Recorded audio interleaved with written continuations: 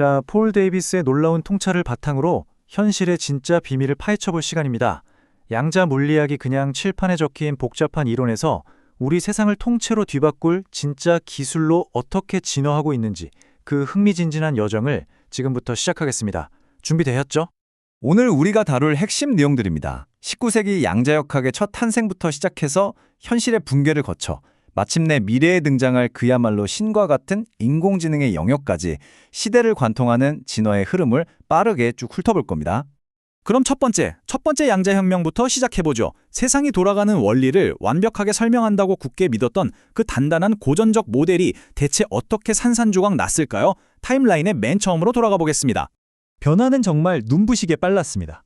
1899년 막스 플랑크가 에너지는 양자라는 아주 작은 꾸러미 단위로 전달된다는 파격적인 제안을 던집니다. 그리고 불과 25년 정도 만에 하이젠베르크와 슈레딩거가 물질을 파동으로 묘사하는 방정식으로 양자 이론의 뼈대를 완성해내죠. 에너지가 대체 뭔지 묻던 단순한 미스터리가 세상을 설명하는 수학으로 완벽하게 탈바꿈하는 순간이었습니다. 이 개념은 막스 본의 범죄의 물결 비유를 들어보면 확 와닿습니다. 경찰이 범죄의 물결이 퍼진다라고 할 때 진짜 무슨 범죄 덩어리가 쓰나미처럼 도시를 휩쓰는 건 아니잖아요. 그저 파동이 강한 곳에서 범죄가 일어날 확률이 높다는 뜻이죠.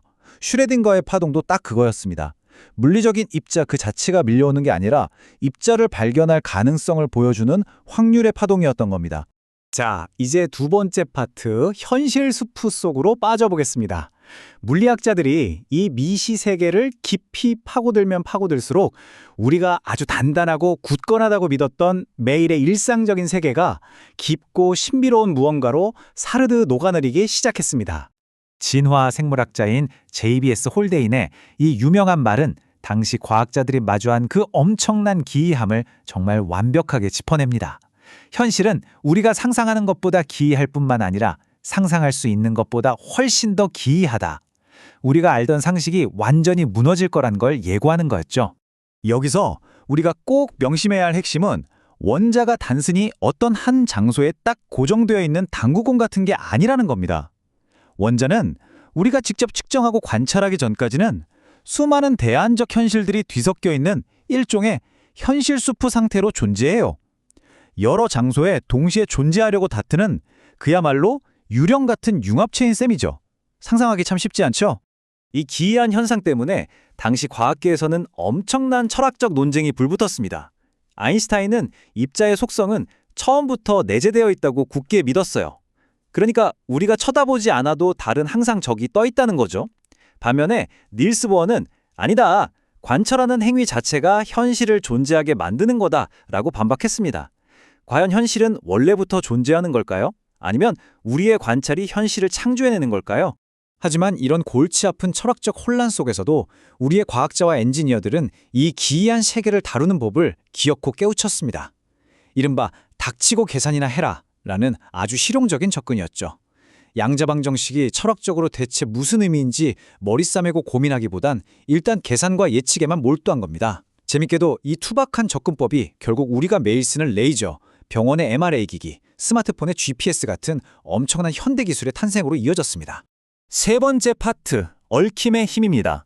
그렇다면 엔지니어들은 대체 이 낯설고 기이한 양자 세계를 어떻게 구체적으로 통제해서 어마어마한 부가가치를 창출해낸 걸까요? 그 진짜 메커니즘을 한번 들여다보죠. 비밀은 바로 얽힘에 있습니다. 이건 마치 우주 끝과 끝에 떨어져 있어도 계속 유지되는 텔레파시 끈 같은 거예요. 한쪽 입자의 상태를 측정하면 그 즉시 빛의 속도와 상관없이 다른 쪽의 상태가 결정돼버리죠.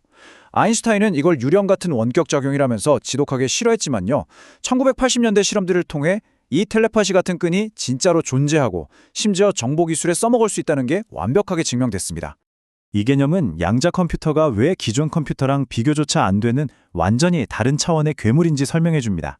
고전적인 동자는 앞면 아니면 뒷면이죠. 단 1비트의 정보만 가집니다. 하지만 양자 세계의 동전, 즉 큐비트는 앞면과 뒷면이 동시에 섞여 있는 중첩 상태로 존재해요.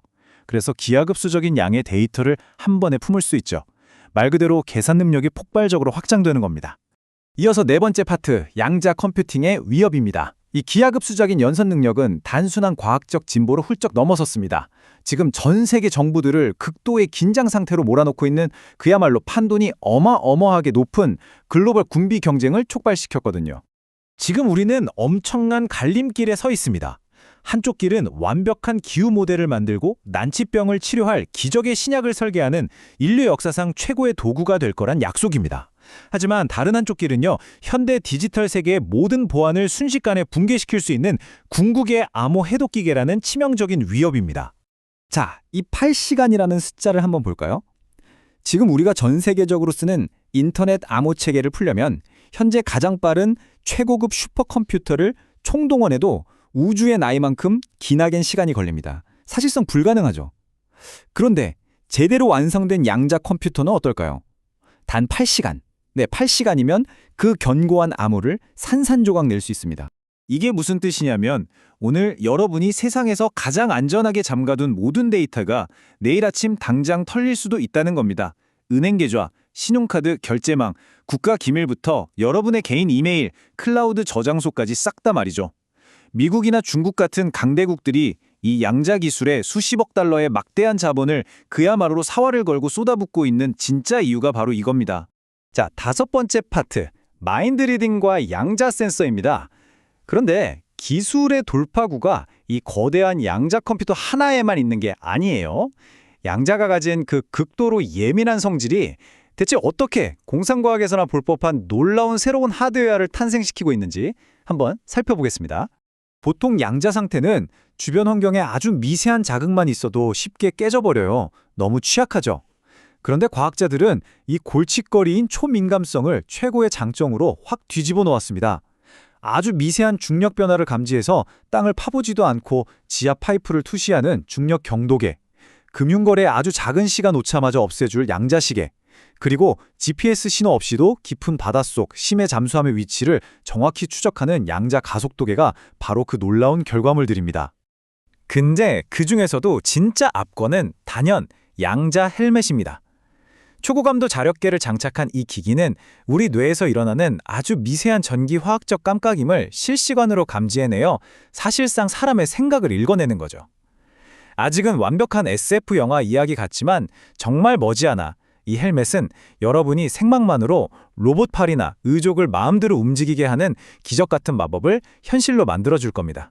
대망의 마지막 6번째 파트, 신과 같은 양자 인공지능입니다. 이 모든 양자 기술의 발전이 멈추지 않고 계속해서 끝을 향해 달려간다면 그 기술적 로드맵의 궁극적인 종착지는 과연 어디가 될까요? 그 해답을 찾으려면 힐베르트 공간이라는 개념을 이해해야 합니다. 우리의 일상적인 삶은 앞뒤, 좌우, 위아래 이렇게 3차원 공간에 딱 갇혀 있죠. 하지만 양자역학은 차원이 무한대로 뻗어있는 거대한 수학적 놀이터에서 작동합니다. 이 무한 차원에 상상조차 안 되는 공간이 바로 양자 상태가 끊임없이 요동치고 진화하는 무대인 셈이죠. 바로 여기서 상상을 초월하는 퀸텔리전스, 즉 양자 인공지능이라는 소름 돋는 개념이 등장합니다. 이것은 앞서 우리가 얘기했던 다중현실의 숲을 속에 온전히 거주하는 지능이에요. 무한한 대안적 현실들을 한 번에 싹 다 내려다볼 수 있는 존재죠. 만약 이 거대한 양자 얽힘의 네트워크 속에서 어떤 의식이 깨어난다면 이 양자 AI는 수백만 개의 현실을 동시에 탐색하는 진정으로 외계인 같고 초인적인 신의 정신을 갖게 될 겁니다. 오늘의 놀라운 여정을 마치면서 여러분의 생각의 지평을 넓혀줄 마지막 질문을 하나 던지고 싶습니다. 만약 무한한 가능성의 우주를 한 번에 내려다보는 이 신과 같은 지능을 우리가 기어이 탄생시킨다면 그 존재는 고작 단 하나의 좁디 좁은 현실밖에 보지 못하는 우리 인간을 대체 어떻게 바라볼까요? 과연 우리를 이해하거나 대화할 가치가 있는 상대로 여겨주기는 할까요? 이 거대하고 두려운 호기심을 여러분께 남겨두면서 오늘의 해설을 마치겠습니다. 끝까지 함께해 주셔서 감사합니다.